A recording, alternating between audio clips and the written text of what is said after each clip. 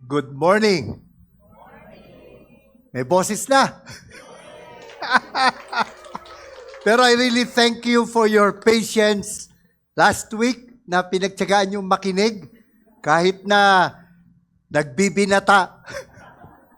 Before I continue, doon po sa table, sa may pinto, we were able to get 200 pieces of this Karunungan for Life. Ito po ay excerpt ng ang Bible Pinoy version, Proverbs, yung kawikaan. No po? At ang akin po in-encourage kayo, take as much as you need. Kapag nag-share po kayo using our gift card, pag yung tao po, whether tumanggap po hindi, other than the card, bigyan nyo rin po nito. Para they could sample yung pong Bible na ang Bible Pinoy version. Ito po yung Taglish version. No po? Ang Bible Pinoy version. And God willing, we'll be able to get copies of the New Testament din ng ang Bible Pinoy version. Now, kanina nag-report si Sister Milene about our finances. Salamat sa inyong cooperation sa mga, alam niyo, kahit maliliit lang na bagay, malaking tulong na po yun. Like for example, nagtitipid sa tubig at sa kuryente. Meron ko isang suggestion. Sa church where I preach every afternoon, para makatipid naman sa mga paper cups. No? What we did, we encourage people to bring their own jugs, no? Yung mugs, para makatipid po. At kasama na rin po doon yung creation care. Kasi para mabawasan din yung kalat ba, yung epekto sa environment. So I would encourage you to bring your own jug, para po makadagdag din sa matitipid natin at makakatulong tayo sa environment. Okay? Now, regarding our series, I confess that there are some pastors, or if I may, most pastors, who are afraid to talk about money sa kanilang mga churches. Di ba, no, Pastor? Minsan pa nga, bagamat tama naman yung motive. Hindi naman sila naghahabol na madagdagan ng sweldo nila. They're not just comfortable with the topic dahil baka nga, people will accuse them of thinking of enriching themselves. And so they would rather invite a guest speaker to talk about giving. However, as your pastor, I believe if I cannot talk to you about money, about giving. I cannot really talk to you about anything. Kung dito sa paksang ito, hindi ko pa matatalakay sa inyo, ano pang saysay na iba pa yung tatalakayin ko? Kasi alam niyo po kung bakit. Our Lord Jesus, ito some statistics. Our Lord Jesus talked more about money than heaven and hell. Hindi ibig sabihin no, na pag mayaman ka, punta ka sa langit, at kapag mahirap ka, punta ka sa impyerno. Pinadala ko sa group chat natin isang discussion about the poverty and prosperity mentality, at may mga tao naniniwala na poverty mentality, kapag mahirap ka, pinagpala ka, pag mayaman ka, isinumpa ka. Yung prosperity mentality naman, kapag mayaman ka, pinagpala ka, kapag mahirap ka, sinumpa ka. Hindi mo tama yung ganong pananaw. Tayo po'y naniniwala sa tinatawag na provision mentality or stewardship mentality. Na ibig sabihin, ang ating mga kayamanan ay pananagutan natin sa ating Panginoon. The Lord talked more about money than heaven and hell. You'll be surprised na out of the 38 parables of the Lord, the 38 stories that the Lord shared with His disciples, 16 talked about money. That's 1 out of 3 stories. In fact, 1 out of every 10 verses in the Gospels, Matthew, Mark, Luke, and John, talked about financial management. For example, yung parable of the talents, hindi po yung tungkol sa singing and dancing. Yung talents doon is a unit of money. So 1 out of 10, can you imagine? 1 out of 10 verses in the Gospels talked about financial management. In the whole Bible, there were about 2,350 verses about possessions, about wealth. That's more than verses about faith and prayer. Pagsamahin mo yung mga talata tungkol sa pananampalataya, tungkol sa panalangin, mas marami pa rin po ang talata tungkol sa possessions. Sapagkat, ang paano natin i-handle ang pera natin shows our faith. Pinapakita po ang ating pananampalataya hindi lamang sa pagbibigay, kundi sa ating paggasta, sa ating pag-iipon, at sa ating pag-i-invest. 4 yan eh. Spending, giving, saving, investing. Lahat po yun, act of faith. And since that's the view of the Bible pagdating sa finances, I believe a straight talk on giving is better than not talking about it. Hindi ho natin pinag-uusapan to dahil doon sa financial report kasi whether we like it or not, talaga itatouch natin ang ganitong paksa. Giving is both our responsibility and our privilege. Pero gusto kong linawin sa ating mga bisita, kung kayo po ay hindi po tumatanggap pa sa Lord as your Savior, gusto ko lang pong sabihin na you are not the target audience of this message. This is what we call family talk. I'm talking to the members and regular attendees of Lifeway. This is not meant for our visitors. But you're free to listen. Tayo po muna yung manalangin. Lord, we thank you for the privilege of sharing your word and speaking boldly about your truth. I pray that our hearts will be open to receive them and to obey. We thank you. We glorify you in Jesus' name. Amen. Sa journalism, I have learned na dapat itatanong mo 5 W's and 1 H. 5 W's and 1 H. Who, what, when, where, and why, at saka how. This morning, ganun pong gagawin natin. At pag-usapan po natin, grace giving or the grace that gives. Bubuksan po natin ang ating Biblia sa 1 Corinthians chapter 16, verses 1 to 4. Sabay-sabay po natin basahin. 1, 2, go. Now, about the collection for the saints, do the same as I instructed the Galatian churches. On the first day of the week, each of you is to set something aside and save, in keeping with how he is prospering, so that no collections will need to be made when I come. When I arrive, I will send with letters those you recommend to carry your gift to Jerusalem. If it is suitable for me to go as well, they will travel with me. Ito pong Corinthians, sa mga umaten ng how to understand the Bible, pag nandun na tayo sa interpret according to the Bible, we look more about the background of 1 Corinthians.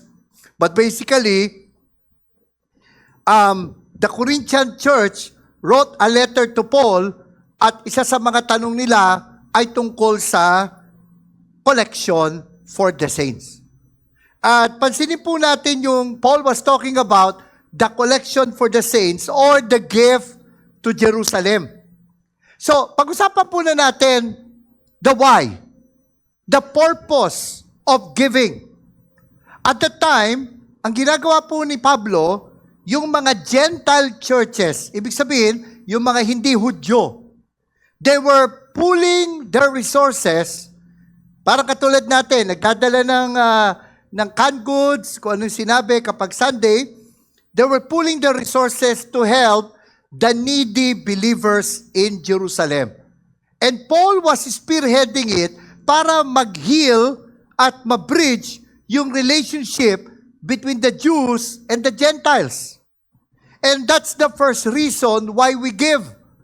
Ang una pong reason why we give is to help the needy. To help the needy. Last week, sabi ko nga sa inyo, ang sabi sa Proverbs, kapag ikaw ay tumutulong sa mahihirap, nagpapautang ka sa Diyos. At ang Panginoon, marunong magbayad ng utang. The Lord takes it upon Himself as a personal debt kapag tayo po tumutulong sa mahihirap. And the early believers supported each other. Ang sabi nga po sa Acts chapter 4, verses 34 to 35, take note, for there was not a needy person among them, because all those who owned lands or houses sold them, brought the proceeds of what was sold, and laid them at the apostles' feet. This was then distributed to each person as any had need. Kasi sa context, nung sa Acts chapter 2, after Paul preached the sermon, his sermon, ang sabi ng Bible, 3,000 yung tumanggap. And most, if not all of them, were not from Jerusalem. Yung Feast of Pentecost, yan yung isa sa mga feast na kung saan ang mga Hudyo required to go to Jerusalem. Ngayon, sa mga nagbabakasyon dyan, kung halimbawa, 3 araw ka sa Boracay, gaano karaming baon na dadalin mo? Pang isang buwan? Pang isang buwan? Malamang yung damit, pang isang buwan. Pero yung baon, pang at least 1 linggo, safe na yon. Tama po ba? Pumunta ka sa Jerusalem for the Feast of Pentecost. Nakatanggap sa Lord. Obviously, hindi kagad sila umuwi dahil kailangan pa nilang lumago sa pananampalataya, sa newfound faith nila. And of course, yung baon nila for the feast, naubos na. But the believers in Jerusalem pulled their resources together to help those people. Kaya ang sabi, there was not a needy person among them. Now, it was voluntary on their part. They were not required. It was not a Christian communist thing. The apostles did not require them to sell their properties. Kaya makakahinga na kayo ng maluwag. No? Alam mo ninyo, kasi remember, pagkatapos nito, sa Acts chapter 5, may mag-asawa, gusto nilang mapapurihan, nagbenta sila ng ari-arian, pero kinupit nila yung proceeds, tapos binigay nila sa apostle, pinalalabas nila, binigay nila yung buo. Ang mali, hindi yung nagtabi sila. Ang mali, nagsinungaling sila. Na sabi yan ng kabuuan, hindi pala. At sabi nga ni Peter, nung binenta mo yan, hindi pa sa'yo yan? So, makikita natin, itong ginawa nilang pagbebenta ng ari-arian nila ay voluntary. Parang katulad ng mga, titingnan na ninyo yung mga nakaliitan o nakalakihan na damit ninyo para sa ating ukay-ukay, voluntary po yun. Voluntary. But that was the early church way of helping the needy. Pastor, dami-dami nangangailangan. Ano gagawin ko? Kulang ang resources ko. Pero alam nyo, ang personal principle ko, pagdating sa pagtulong, ito isang tinatandaan ko. Basahin po natin sabay-sabay. 1, 2, go. Do. Unless you are rich as rich as Bill Gates or Henry C. Jr., you can only help a few. Tama? Pero at least, do for one what you wish you could do for everyone. So, kaya po tayo nagbibigay so that we could help the needy. Pangalawa po, pansinin niyo sinabi ni Paul sa 1 Timothy chapter 5, verses 17 to 18. Sabi rito, the elders or the pastors who are good leaders are to be considered worthy of double honor, especially those who work hard at preaching and teaching. For the scripture says, do not muzzle an ox while it is treading out the grain, and the worker is worthy of his wages. Now, ang tanong, Pastor, ano ibig sabihin ng double honor? Well, tingnan niyo yung passage. Sa verse 17, worthy of double honor. Then sa verse 18, worthy of his wages. Madalas itanong ng mga churches, at ako po, nagtuturo din ako ng pastoral ministry sa Phoebias. Pag tinatanong ako ng mga churches, and I'm saying this, remember, nagtuturo ako sa Bible School, may radyo ako, so hindi ko sinasabi ito para dagdagan nyo yung support nyo sa akin. Pero gusto ko malaman nun ninyo ang katotohanan na sinasabi sa Biblia para kung dumating ang panahon na meron po tayong kukunin mga pastor, no? Alam natin ano ang dapat nating ibigay. So kung tutusin, double honor, wages, ibig sabihin, sa totoo lang, tinatanong sa akin ng churches, sinasagot ko to, magkano minimum times 2, that is the basic you could give to a pastor. Kasi word of double honor, worthy of his wages. So the second reason why we give is to honor the worker of the Lord. Of course, we honor the work, but always remember, there can be no work without a worker. So anong principle po natin? What's the why? What's the purpose of giving? We are to give responsibly. We are to give responsibly. It is not only our privilege, it is a responsibility to give. Sabi nga sa isang translation, sa contemporary English version, church leaders who do their job well deserve to be paid twice as much. We, pastors, are not in the ministry for money. But the ministry needs money to fulfill its vision. Hindi tama na lingkod ng Diyos mamamalimos pa para sa kanyang pangailangan at sa kanyang pamilya. Alam nyo, nung ako po ay nagpasya, I was also again reminded yesterday, nagpunta ako sa libingan ng aking ama at nakita ko sa lapida, March 23, 1998 siya namatay. And that his death, long story, but his death was one of the crucial point in my life na nag-decide ako mag full-time as a pastor. After a year, April 1999, I resigned from my job. Now, in preparation for that, kami mag-asawa, sabi ko, empty bank account, di ba? Last week, sinabi ko, how do you get out of your debt? Di ba? Kung anong meron ka, simulan mo ng bayaran agad yung mga utang mo. So kami ni Ellie noon, yung mga bonuses namin, yung mga savings namin, pinabayad namin sa lahat ng credit card debts namin. Kasi nga, ang hirap naman na magpapastor ka, tapos may ganun kang utang, buti kung malaki yung sweldo, and that time, ang sweldo ng pastor namin, at that time, was 1,500. Hindi a day. Hindi a week. A month. And so, kami mag-asawa, nag-usap kami na gagawin natin ito para ready tayo. We're not in the ministry for money.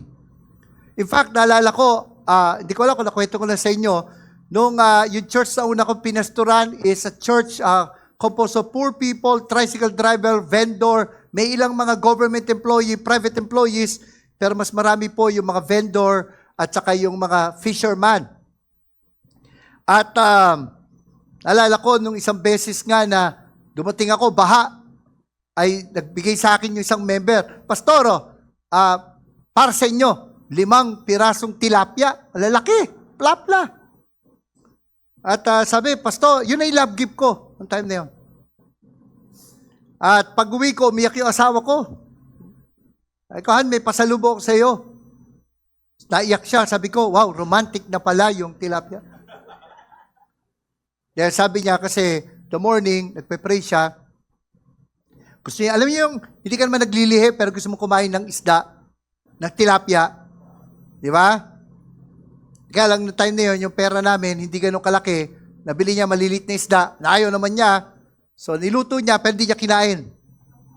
Masama loob niya sa Lord, pero nung dumating ako, it was an assurance from the Lord that He will provide for our needs. And ever since, hindi nagkulang ang Panginoon sa aming pangailangan. Kumakain pa naman kami ng 3 beses ang araw. So, we have to give responsibly. Pangalawa po, balikan natin yung verse. Sabi rito, on the first day of the week, basahin natin sabay-sabay. 1, 2, go. On the first day of the week, each of you is to set something aside and save in keeping with how he is prospering, so that no collections will need to be made when I come. Salamat kapatid. So, tingnan niyo itong mga words na to. Each of you. Each of you. Not just the rich, each of us. So that's the who, the participants of giving. Each of you. Who was he referring to? Each believer. Each believer. We are not only to give responsibly, we are to give personally. Personally. It is an expression of our faith. Sabi nga sa 2 Corinthians, we'll talk more about it next week, 2 Corinthians chapter 8, Paul commended the Macedonian believers for their giving.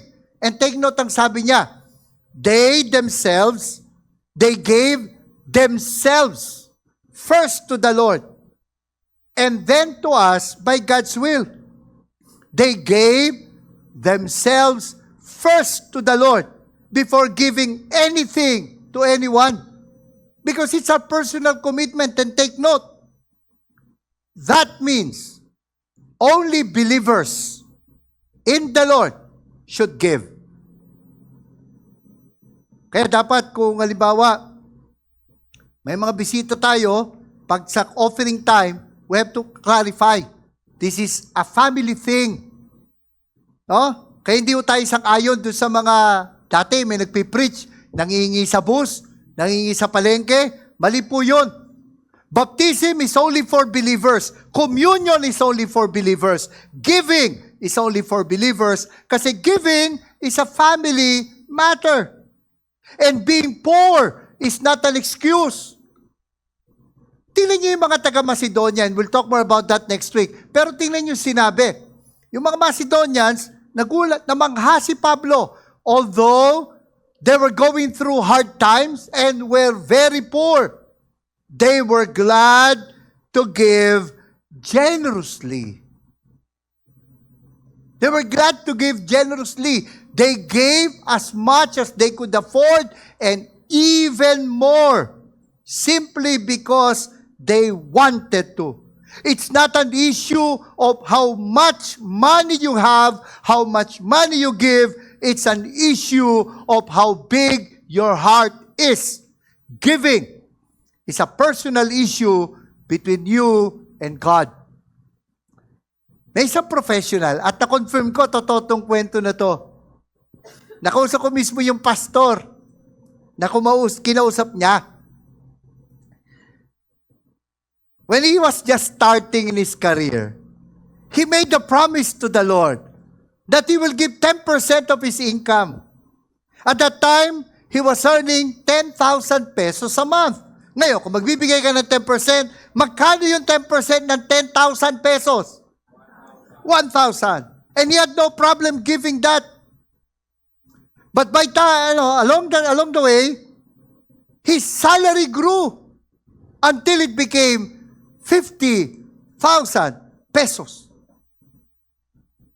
Magkano yung tithes ng 50,000 pesos? May problema na siya. Kalahati nung dati niya sweldo yun eh.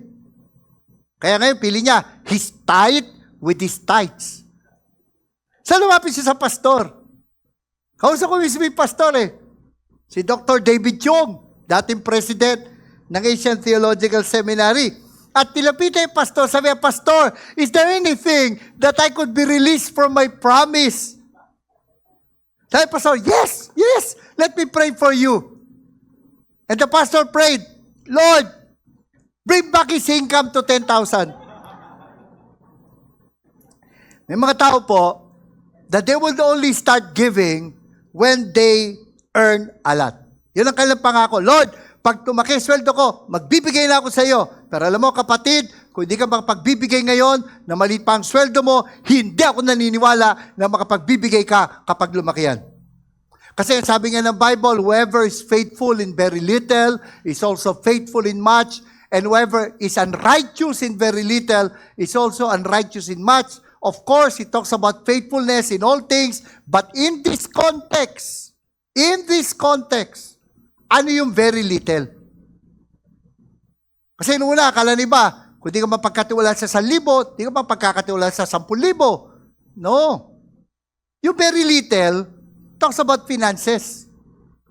So, if you have not been faithful with worldly wealth, who will trust you with what is genuine, the genuine wealth? So, yung very little, kay milyonaryo ka pa, bilyonaryo ka pa, in the eyes of the Lord, very little yun. At kung hindi ka tapat sa kung anong meron ka, hindi ka mapagkakatiwalaan sa totoong kayamanan ng buhay. Now, you may be asking, how often should I give? Now, balikan po natin yung verse. On the first day of the week. Sa NIV, on the first day of every week. That is the when. The period of giving. Pastor, paano yun? I will receive my salary 15:30. How can I give every week? Ano gagawin ko, Pastor? Total ko, tapos hati-hatiin ko? Kapatid, huwag ka naman masyadong literal. May iba pa, Pastor, paano kung commission basis ako? How can I follow this pattern of weekly giving? Alam mo, kapatid, the point is not that literally we have to give weekly. Ang point nito, we give regularly. We give responsibly, personally, regularly. That giving should be a habit. Ayusin mo ang damit mo para sa susot mo sa church. Titingnan mo kung yung sapatos mo babagay sa blouse mo, sa bag mo. No? Tapos hindi mo malaisipin, magkano bibigay ko? Alam mo yung giving, it teaches you to budget. Teaches you to budget. At ang sabi ng Bible ito, the point is this, the person who sows sparingly will also reap sparingly. And the person who sows generously will also reap generously. Alam, allergic tayo sa prosperity gospel Para bigay ka kay Lord, yayamang ka. The question Hindi is, tayo naniniwala doon. should not be, how often should I give? That's not the question. There's a better question. It's a good question. But there's a better question. How often do I want for God to bless me? How often do I want God to bless me? Yun ay tatanong natin. Now, tuloy natin basa. Pakibasa uli. 1, 2, go. On the first day of the week, each of you is to set something aside and save in keeping with how is prospering, so that no collections will need to be made when I come. Pasili yung mga words na to. Each of you is to set something aside and save. This is the how. The procedure of giving. Pasinin nyo, sabi ni Paul, so that no collections will need to be made when I come. Ano ibig sabihin nun? Well, if you look at the Message version, ganito pagkakasabi. When I get there, you'll have it ready. And I won't have to make a special appeal. Ganito po yan. Dapat, sabi ko nga, hindi mo na po problemahin na isusot mo sa church. Dapat gabi pala, pinaplano na muna magkano bibigay mo. Hindi yung kung kailan nandyan na yung usher. Saan ngayon naghahabol sa wallet mo? Saan ngayon nagko-compute? When the basket is right there in front of you. Alam nyo, plan how much you would give ahead of time para walang pressure. Para hindi ka kailangan pakiusapan. Para hindi ka kailangan konsensyahin we are to give not only responsibly, personally, regularly, we are to give systematically. What we give should be in our budget already. Kasi alam nyo, gaya ng sinabi ko sa inyo last week, kung naintindihan pa ninyo yung preaching ko last week, ang unang namamatay ay ang baboy ni Lord. Para sa mga bisita natin, ito po yan. May isang magsasaka na may 2 biik, nanganak ng 2 biik yung baboy niya. At sabi, isa para kay Lord. Palalaki natin yan at ang pinagbentahan ng isa, ibibigay natin kay Lord. Isang araw, umuwi yung magbababoy. Sabi niya, namatay yung baboy ni Lord. Ang unang nawawala. Kaya nga, kahit si Ellen, ganun ginagawa yan, nagtatabi agad nung akin natatanggap. Kasi kapag hindi tayo nag-budget ng giving, nalulunod na sa mga bills. Bakit hindi tayo nagsasacrifice sa ibang bagay? Bakit ang unang nadadali, baboy ni Lord? Di ba? If you fail to plan, you're planning to fail. Let me rephrase it. If you are not planning your giving, you are planning not to give. If you are not planning your giving, you are not planning to give. But, pasinin natin ito. Paul was very careful in handling the church finances. Sabi sa verses 3 and 4, basahin po natin, 1, 2, go. When I arrive, those you recommend to carry your gift to Jerusalem. If it is suitable for me to go as well, they will travel with me. Notice, those you recommend. Yan ang magdadala ng gift. These were the people the Corinthian believers trust. Yan yung where, the place of giving. Ano ibig sabihin? We are to give carefully. Dito po sa Lifeway na obserbahan ko, our leaders make sure that we handle the books properly. Sabi nga ni Paul, we don't want anyone to find fault with the way we handle your generous gifts. But we want to do what pleases the Lord. And notice this, we want to do what pleases the Lord and what people think is right. Meaning, yung mga accounting principles na makakatulong to maintain integrity, to make sure na bawat sentabo, bawat peso accounted for, gawin natin. Kasi nga, we are to give carefully. Alam nyo, we're bombarded with appeals for money. Now, whether we have lots of money, limited funds, we have to make sure that our offering is not stolen or wasted. Kaya nga, nakakatuwa, di ba? Nagtitipid din tayo, kuryente, tubig. At in-encourage ko nga kayo, pati sa paper cups. Pastor, pwede ba ibigay ko na lang, help the needy. Bigyan ko na lang yung pulubi. Well, una, bawal yon. The government prohibits that kasi nga, baka we develop dependency or mendicancy. At saka alam naman natin, yung mga namamalimos sa kalsada, na galing sa probinsya, pag nabasa ko, na yung kinikita lang sa isang araw, mas malaki pa sa kinikita nyo. Saka alam nyo, it's not sustainable. The key is to find a reputable organization whose ministry fits your burden and who will make sure your gift is maximized. Isa sa mga church na una ko pinastoran sa Makati, ang ginagawa namin, and I think we should consider this. Every year, we come up with a list of mission organizations that we will support. And then we'll present it during our mission month, and the members will pledge doon. Sa loob ng isang taon na yun, wala na ibang mission organization na susuportahan. Yung nasa listahan lang. At kung magkano naipon, yun lang ay didistribute. At hindi pwede basta lumapit kasi nga, yun ang point eh. Hindi planado eh. Yung listahan na yun, chinek na nung missions committee para matiyak na talaga may kapupuntahan ng maayos yung pera. Hindi siya basta may pangailangan, hindi lahat ng need ay tutugunan mo. Pipiliin din natin. Ngayon, punta tayo sa delicate. Nandiyan pa ba kayo? Hello? Delicate topic. To tithe or not to tithe. Madalas na tanong, how much should I give? Alam mo, minsan may mga debate pa yan eh. Magbibigay ba ako na ikapo? Hindi. May debate pa nga eh.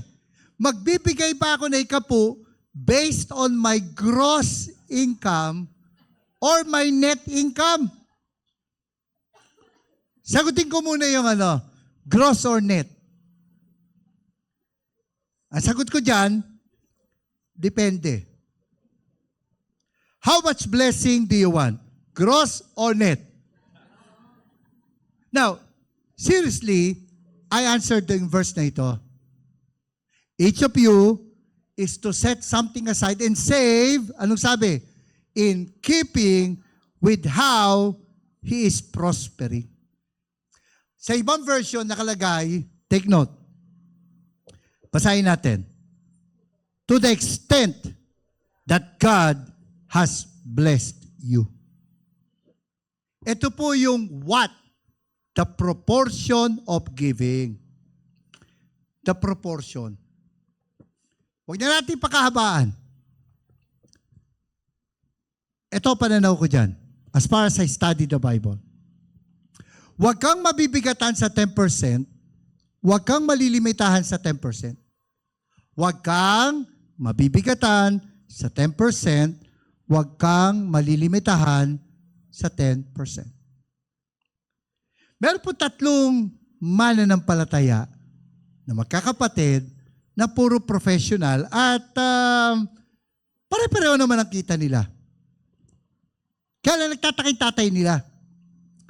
Yung isa nakabili ng bisikleta, isa nakabili ng scooter, yung isa nakabili ng kotse. So nagdududa yung tatay, paano kaya nila hinahati yung kanilang earnings? Nagbibigay kaya sa Lord itong mga to? So, he spied on them. Yung isa, geto ginagawa niya kada sweldo. Guguhit siya sa lupa. Hawakan niya yung pera niya. Lord, iahagis ko to. Ang bumagsak sa kanan, sa inyo. Ang bumagsak sa kaliwa, sa akin. 1, 2.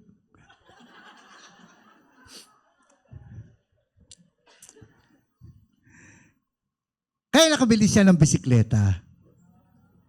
Yung isa naman, bumilog. Hindi napakalaking bilog, kaya lang. Tumayo siya sa ng bilog, hawak niya yung pera. Lord, iagis ko tong perang ito. Ang manatili sa gitna sa inyo, ang nasa labas sa akin. Kaya kataas ng bato niya. Kaya nakabili siya ng motor. Mas matindi isa. Hindi ko alam kung natututo sa mga contractors eh. Hawak niya yung pera niya. Wala nang guhit-guhit, wala nang bilog-bilog. Lord, ipabatok to sa hangin. Ang masalo nyo sa inyo. Ang bumagsak sa lupa sa akin. Kaya siya nakabili ng kotse. Hindi ko lala kung may payong na libre. But seriously, sa totoo lang, some of us plan our giving that way. We are to give according to God's blessing.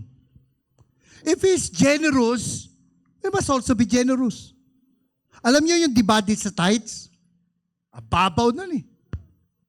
Sa totoo lang, ang mga Hudyo hindi lang nagbibigay ng 10%. 3 ang tithes nila. Levites tithe, festival tithe, poor man's tithe, which is given every 3 years. So lumalabas, alam nyo, at the very least, at the very minimum, they give in a year 23%. So can you imagine, every month, kung magkano yun? Although kasi agricultural country, so hindi to katulad ng regular na sweldo, but generally, if you look at the total of what they give, 23%. But wait, there's more. May bukid, mag-aani, hindi isasagad. Yung gilid-gilid, itatabi na yan. Para saan? Sa mga mahihirap. Sa mga balo. Sa mga ulila. para yun ang kukunan ng pagkakanan nila. At kapag nag-aalis sila, bukod sa itatabi yung gilid-gilid, kaya wag nyo rin sasagad yung pera nyo. Magtabi kayo ng para din naman sa pagtulong. No? Actually, next year, pasukan. Okay, patapos na SEM. January, magtabi ka ng para pantulong sa kamag-anak, sa mga notebook, ballpen. Dapat may ganun eh. Yung aking apo sa Baguio, apo sa pamangkin, meron kami tita na Chicken Sunday. Pag nagtawag na kami, kumusta? Kumusta kayo dyan? Kumusta pagkain nyo? At sinabi, ano po, ulam namin, ginisang gulay, ganyan. Papadala rin kami kahit paano, para naman may manok yung kinakain, may protein. Dapat may margin ka doon. Mag-sacrifice ka na sa ibang bagay. Tumulong ka na lang. Tapos, pag nag-ani sila, pag hinamig na gano'n yung inani, may nalaglag. Hindi na nila dadamputin yon para sa mahirap. Basahin nyo sa Ruth. Gano'n ang ginawa. So, anong tinuturo nun? Ang focus ng Biblia, hindi sa percentage. Ang focus ng Biblia, it's not about prosperity, it's not about percentage, it's about generosity. That we are to live our lives generously. Now, we are to give generously, we are to give abundantly. Sabi nga sa The Message version, in the first day of the week, put aside something, at anong sabi?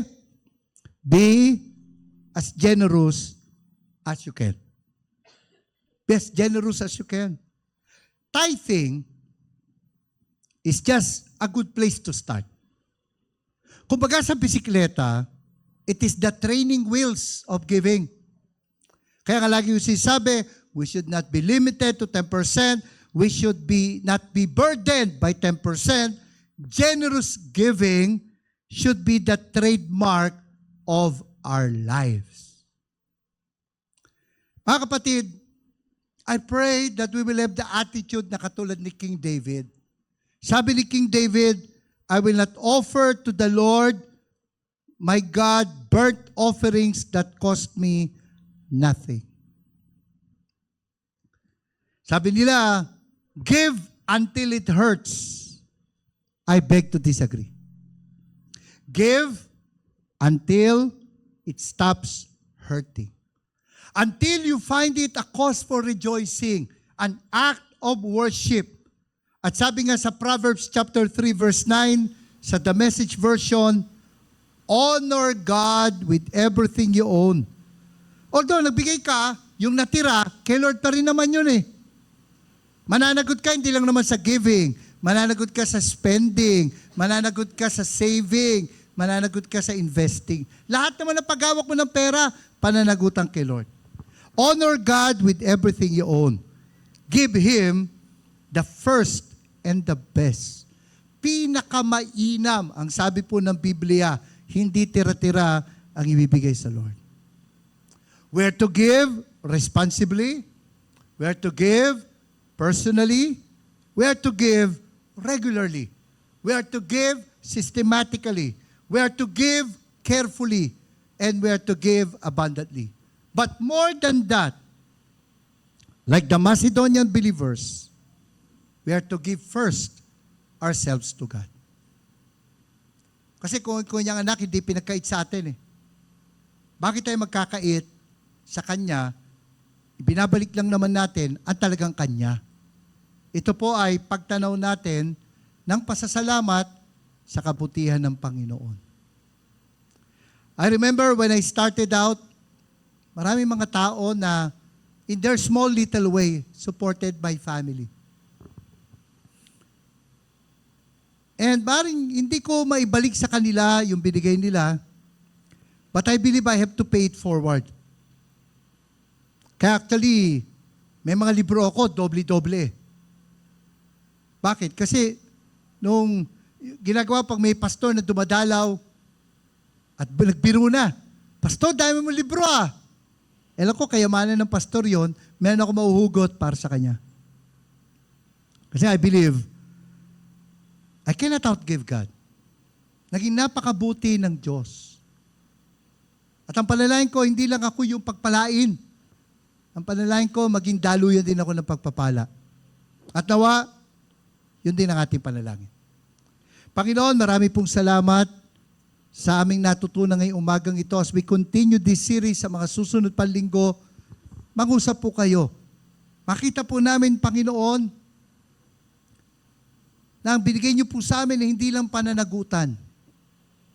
Isang pribilehiyo. Di kayo nagkulang sa amin. You have supplied all our needs according to your riches and glory.